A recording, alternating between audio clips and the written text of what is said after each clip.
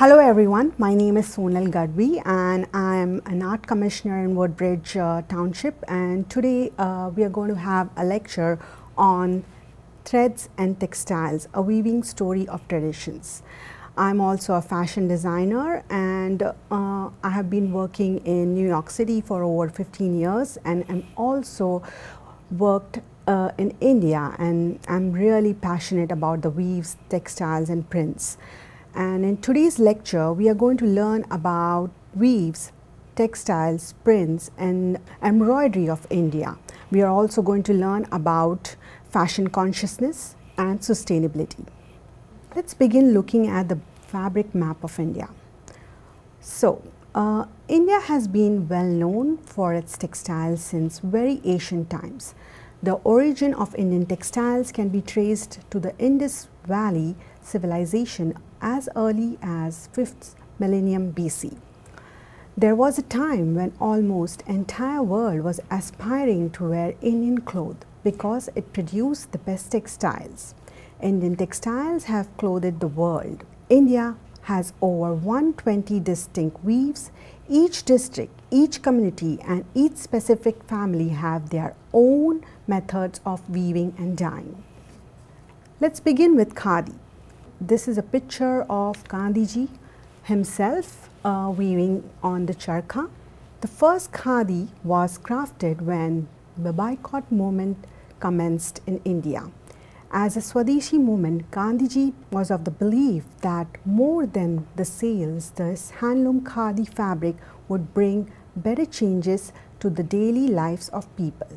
He also encouraged people to weave their yarn and wear it with pride, to establish and maintain the heritage of the country. Indian khadi is hand-spun, hand-woven, natural fiber material.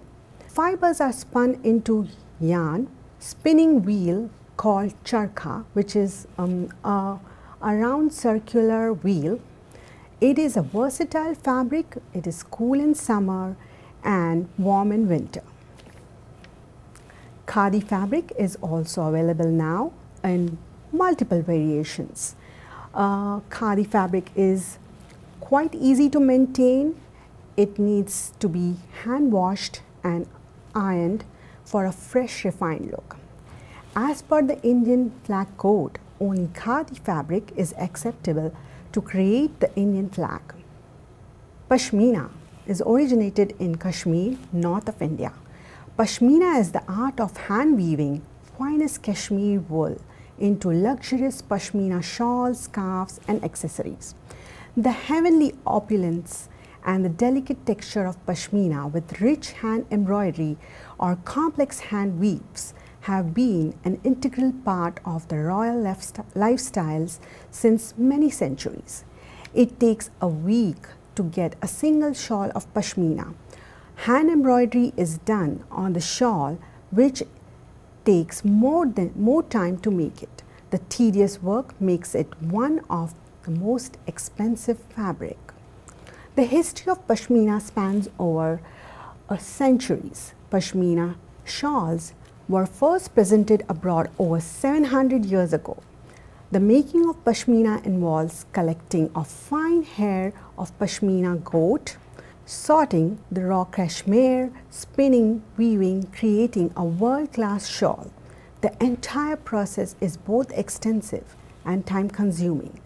Conventional keepers of pashmina goats are the tribe Changapa, who live in Ladakh region of India. You can see a picture here of the pashmina goat and the tribe taking care of it. And here is a video showing the process of pashmina shawl weaving.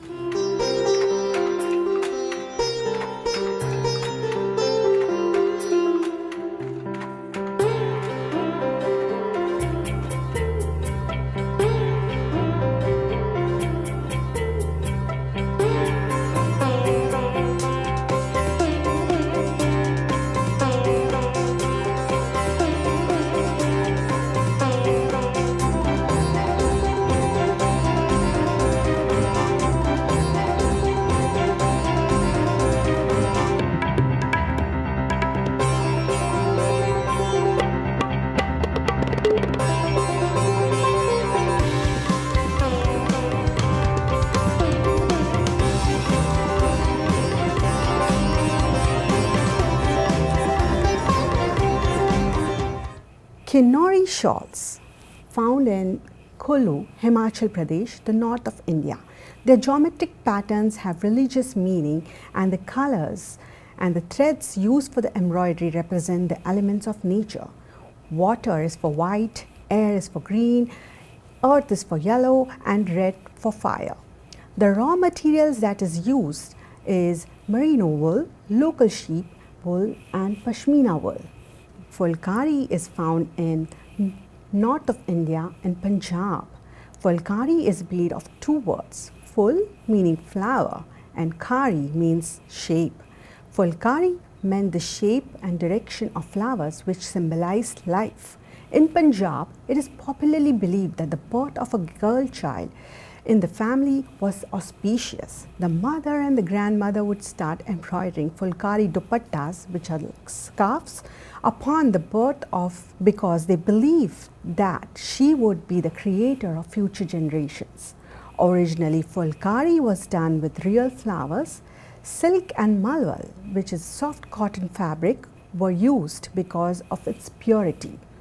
It is believed that the virtue and the character of a woman gave shape to fulkari. It's a beautiful embroidery. Just take a look. So fulkari was essentially a product of domestic work done by women of the household. The fabric on which the fulkari embroidery was done was hand spun, khadar. You can see the raw materials in the picture and the woman embroidering fulkari. Chikankari embroidery originally originated in Lucknow, Uttar Pradesh, the north of India. Chikankari is a delicate and artfully done hand embroidery on variety of textiles, fabric like muslin, silk, chiffon, organza and net. White thread is embroidered on cool pastel shades of muslin and cotton garments. Lucknow is the heart of chikankari industry. The process of chikankari includes different steps like designing, engraving, block printing, embroidery, washing and finishing. You can see this. Nowadays we use a lot of color also in the embroidery threads, but traditionally white thread is used.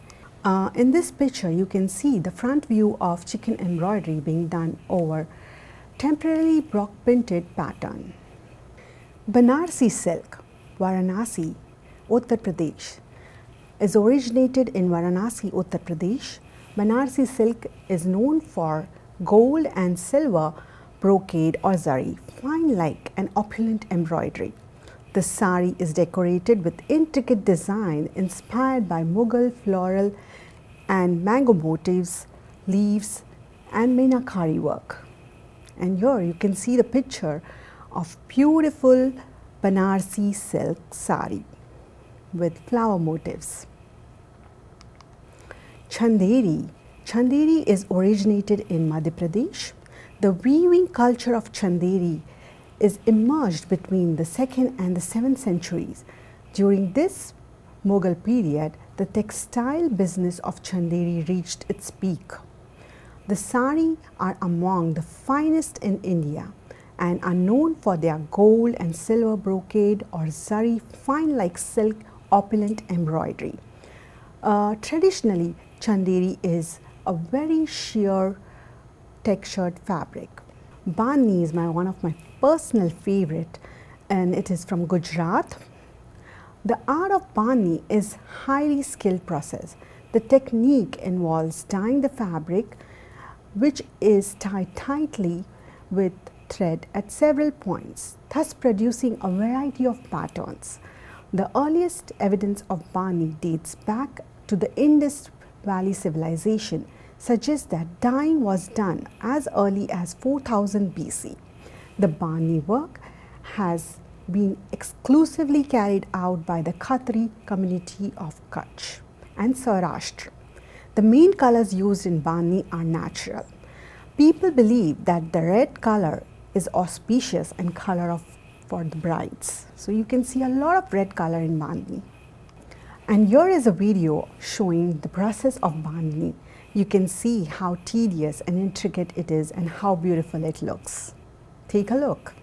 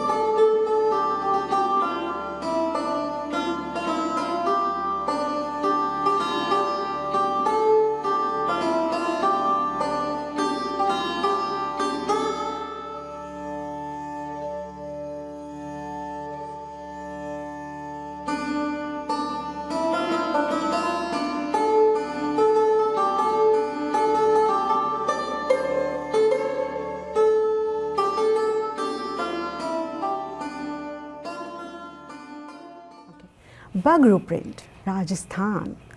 Bagru is a traditional printing technique used using natural dyes and colors. Prominent color is the indigo dye. The motifs are transferred with wooden blocks following the two styles, direct and resist style. The fabric is considered as eco-friendly. We also have Sanganeri print in Rajasthan. Originated from Rajasthan again, Sanganeri printing gained high popularity in the 16th and 17th century in all European countries and became one of the major exporters of the East India Company. Sanganeri motifs are mostly floral based and are intricate in detailing. And here is a video showing you how the block printing is done in one of the karkhanas. Karkhana is a local name for workshop in India, and you can see how they are working with the blocks and how they are printing a sari.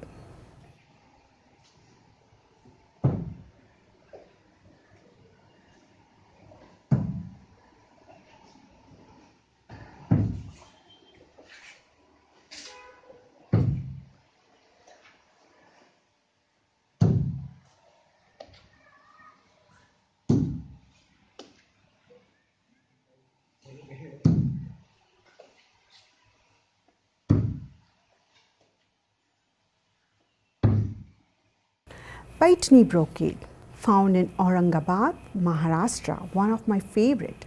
It is named after Paitan town in Aurangabad from the state of Maharashtra, where the sari was first made by hand. The art of weaving Paitni is over 2000 years old. The fabric looks exactly same on both sides.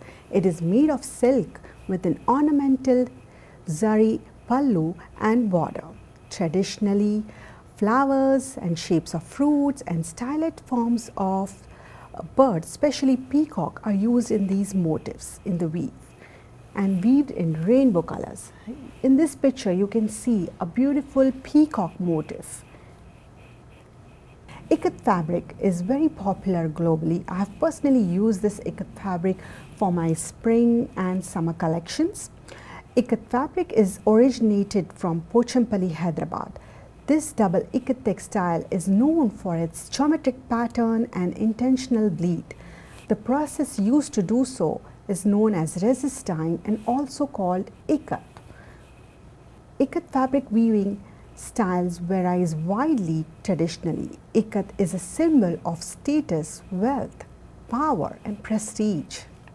Kanjivaram saris originated in Kanchipuram, Tamil Nadu, the south of India.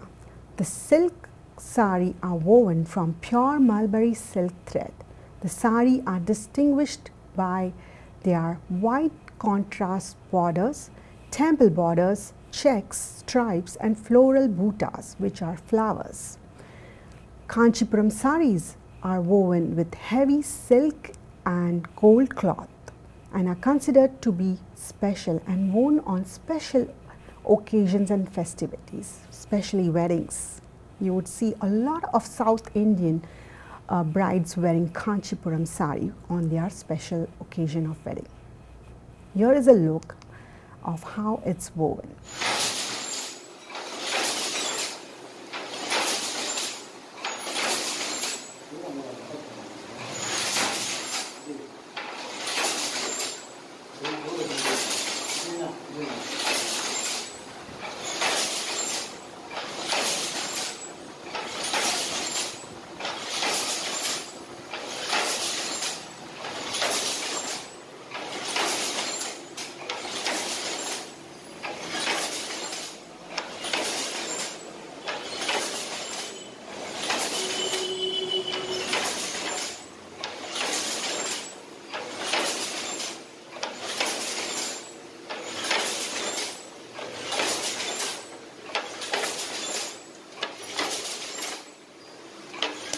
Madras checks, a very popular fabric again.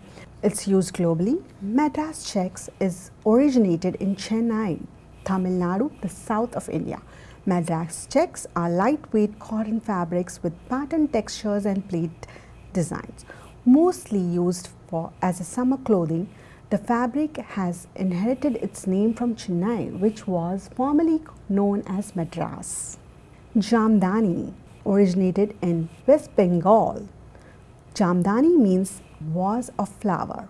The historic production of Jamdani was patronized by the Mughal emperors. The glory of this fabric is also seen and mentioned in the writings of Chinese, Italian, Arab travelers. Basically, this fabric is unbleached cotton yarn. Jamdani patterns are mostly geometrical, plant and flower designs and said to have originated thousands of years ago. Baluchari from Bishnupur originated in West Bengal. It is a type of sari, a garment worn by the women in West Bengal and Bangladesh. This particular type of sari is originated in West Bengal and is known for its depiction of mythological scenes. It is often have depictions scenes from Mahabharata and Ramayana. Baluchari saris has had a makeover and a touch of eco-friendliness in terms of the yarns and colors. And you can see a very beautiful pattern, how intricate this is, and it's woven. You can see the depiction of Mahabharata motif when Pandavas were marrying the Draupadi, and you can see how beautiful it is. Kalamkari is originated from Andhra Pradesh. Kalamkari is a type of hand printed or block printed cotton textile. Only natural dyes are used in Kalamkari and it involves like 23 steps. Kalamkari specifically depicts epics such as Ramayana or Mahabharata. However, there are recent applications of Kalamkari techniques to depict Buddha and Buddhist art form. Kantha. Kantha is a type of embroidery, my personal favorite. It is found in the eastern regions of India, West Bengal, Tripura and Odisha. Kantha is a form of embroidery, a simple running stitch often practiced by the rural women. The tradition of Kantha embroidery is done on soft fabrics and saris. Motifs along with culture play a very important role in the textiles, weaves and embroidery of India. Motifs are derived from architecture and religious philosophies. Birds, flowers, fruits and even animals have stories to tell, beliefs to share. Let's discuss some of those motifs. Listed below are the most common motifs. The peacock motif are found commonly on traditionally designed fabrics with more embellished designs on the bridal wear. In some cultures, the peacock signifies the completeness of being a woman. Parrot motif symbolizes passion and courtship. A motif of parrot is commonly found in the artworks telling stories of Lord Krishna and his lover Radha, a tale well recited in the Hindu epics and saga.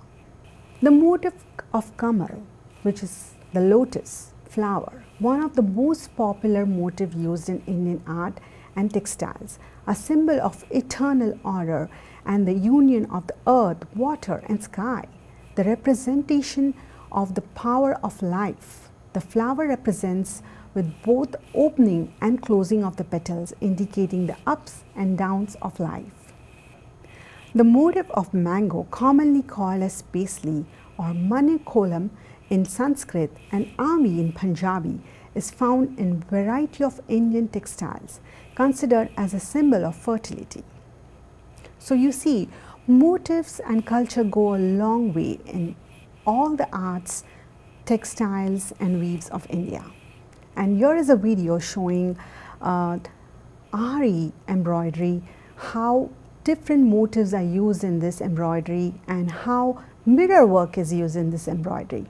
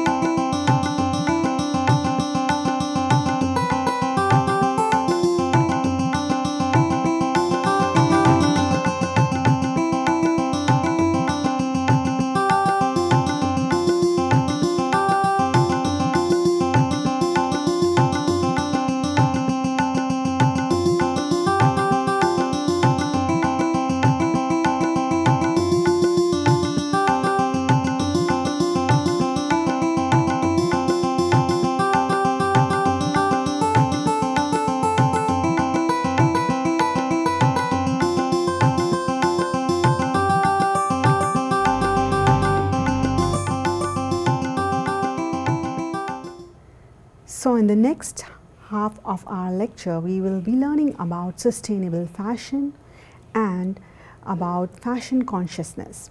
Now, what is sustainable fashion? Sustainable fashion can be defined as clothing, shoes, and accessories that are manufactured, marketed, and used in the most sustainable manner possible, considering both environmental and social economic aspects. Fashion is the second largest polluter on the planet.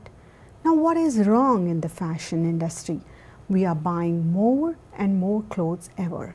Fast fashion is growing huge, and we are responsible to make it popular. We need more clothes than ever. The drop of garment prices in last 20 years has allowed us to buy more and more clothes. We now have 5 times more clothes than we used to have before. The trends are changing so quickly that we cannot keep up. We continue to purchase and stay up to date. Fast fashion is using synthetic fibers, which are very harmful for our environment and for us. Micropolyfiber is entering our bodies, poisoning our soil and water, and entering in our food cycle. We are eating it, breathing it, and consuming it in many, many ways. Today, 60% of the clothing in the world is made from polyfiber. In a decade or so, it is estimated that 98% of all the fibers will be synthetic. What can we do now to change this? Less is more. Changing a mindset is important. We tend to think that buying new clothes will make us happy. Maybe we should reconsider some foundations of our lifestyles and rethink beyond ourselves. Buying and designing clothes that are sustainable. Just like organic food was difficult to find 15 years ago, today it is available in almost all the supermarkets. We need to think and design more such clothes that are available. Buy and design better quality. And last but not the least, for a sustainable planet, the art of weaving using natural fibers, organic methods of dyeing must be preserved.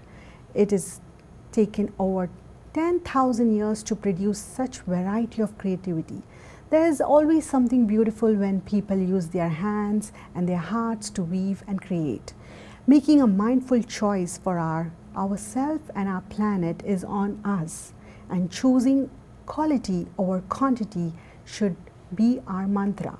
Our new design mantra should be redesign, reuse, and recycle. So I would like to end with a strong message saying, think twice before you throw your clothes, appreciate art, culture, handmade stuff, and I would like to quote beautiful words said by Mahatma Gandhi, be the change you want to see in the world. Thank you so much for watching. See you next time.